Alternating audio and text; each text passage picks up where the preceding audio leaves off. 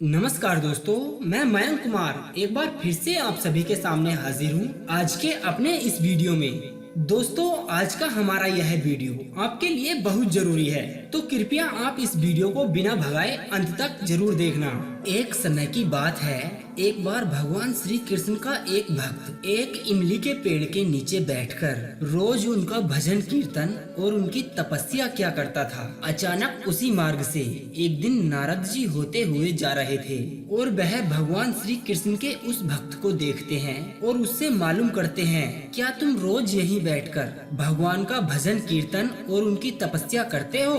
और भगवान श्री कृष्ण का वह भक्त नारद जी से कहता है कि हाँ, मैं पिछले 30 वर्षों से रोज यहीं इस इमली के पेड़ के नीचे बैठकर अपने ठाकुर जी का भजन कीर्तन और उनकी तपस्या किया करता हूँ। नारद जी उस भक्त की यह बात सुनकर बड़े प्रसन्न होते हैं और उन्होंने उस भक्त से कहा कि मैं अभी भगवान श्री कृष्ण से मिलने जा रहा हूँ। यदि अगर तुम भगवान श्री कृष्ण से कोई संदेश पहुँचाना चाहते हो तो मुझसे बताओ।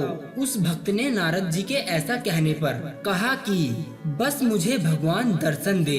नारद जी ने उस भक्त की ऐसी बात को सुनकर कहा कि ठीक है, और वह भगवान श्री कृष्ण के पास जाते हैं और उनसे प्रश्न पूछते हैं कि आपका एक भक्त पिछले 30 वर्षों से एक इमली के पेड़ के नीचे बैठकर आपका भजन कीर्तन और आपकी तपस्या कर रहा है और उसकी एक लालसा है कि बस आप उसे दर्शन दें। भगवान ने ऐसा सुनते हुए नारद जी से कहा कि जितने उस इमली के वृक्ष पर पत्ते हैं, मैं अपने उस भक्त को उतने ही वर्षों के बाद अपने दर्शन दूंगा।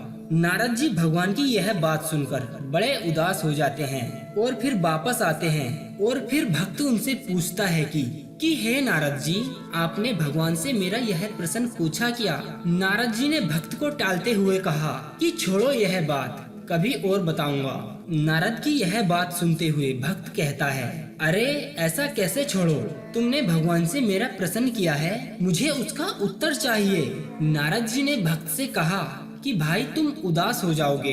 तो भक्त बोला, मैं उदास नहीं होऊंगा, केवल आप मुझे मेरे प्रश्न का उत्तर बताइए जो भगवान ने तुम्हें दिया है। तब नारद जी उस भक्त से कहते हैं कि भगवान श्री कृष्ण ने अपने उत्तर में यह कहा है कि इस इमली के वृक्ष पर जितने पत्ते हैं, मैं उतने ही वर्षों के बाद तुम्हें अपने दर्शन दूंगा।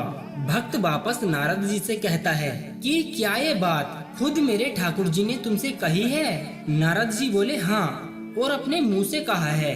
भक्त ने कहा कि मुझसे मिलने के लिए भगवान ने यह उत्तर दिया है? नारद जी ने कहा कि हाँ भाई, भगवान ने ही ऐसा उत्तर दिया है। ऐसा सुनने के बाद वह भक्त जोरों से नाचता है और इतना मगन होता है कि जैसे उसे भगवान मिल गए हों। यह सुनने के बाद वह भक्त इतना मग्न हो जाता है, नृत्य करने लग जाता है, भजन कीर्तन करने लगता है। भक्त के ऐसा करते करते भगवान अचानक वहाँ प्रकट हो जाते हैं उसे दर्शन देने के लिए, और नारद जी को यह बात अच्छी नहीं लगी। नारद जी ने भगवान से कहा कि हे भगवान, आपने तो मुझसे कहा था कि इस इमली के वृक्ष में जितने पत्ते हैं उतने ही वर्षों के बाद आप अपने इस भक्त को दर्शन देंगे। अरे जब इतनी जल्दी ही दर्शन देने थे तो मुझे क्यों झूठा बनाया? भगवान कहते हैं कि मैंने तुम्हें झूठा नहीं बनाया है। जिस गति से जब तुमने मुझसे प्रसन्न किया था वह मेरी भक्ति कर रहा था, उस गति से तो मैं इसे उतने ही वर्षों के बाद अपने दर्शन देने आता।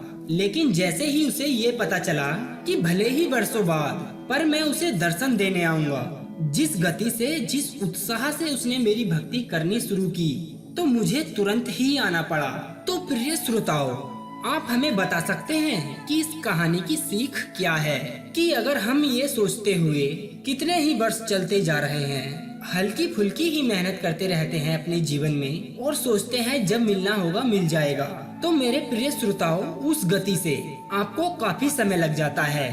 पर अगर आप अपनी उन्नति चाहते हैं, अपनी सफलता चाहते हैं, तो आपको उस प्रकार से अपनी गति बढ़ानी होगी, कड़ी मेहनत करनी होगी, उस प्रकार का उत्साह अपने कार्यों में करना होगा, और तभी आपको कुछ समय में ही अपनी मंजिल मिल जाएगी। तो प्रिय श्रोताओं, मेहनत करिए, लेकिन इस प्रकार करिए कि मानो भगवान आपको जल्द दर्शन देने वाले हैं। उतने ही उत्साह और उतनी ही खुशी के साथ। तो प्रिय श्रोताओं, आप हमें कमेंट करके जरूर बताना कि आपको हमारी इस कहानी से क्या सीख मिली और क्या आपको हमारा यह वीडियो अच्छा लगा और आपका इस वीडियो के बारे में क्या सुझाव है। कृपया आप हमें कमेंट करके जरूर बताना। और हाँ, यदि अगर आप हमारे इस YouTube चैनल यूजफुल जानकारी पर नए आए हैं तो कृपया आप हमारे इस चैनल को सब्सक्राइब करना ना भूलें। तो दोस्तों, अब दीजिए हमें इजाजत ताकि हम आप सभी के लिए एक और ऐसी ही अनसुनी व रोचक जानकारी को ढूंढकर ला सकें। तब तक के लिए आप अपना ध्यान रखिए और हमेशा मुस्कुराते रहिए।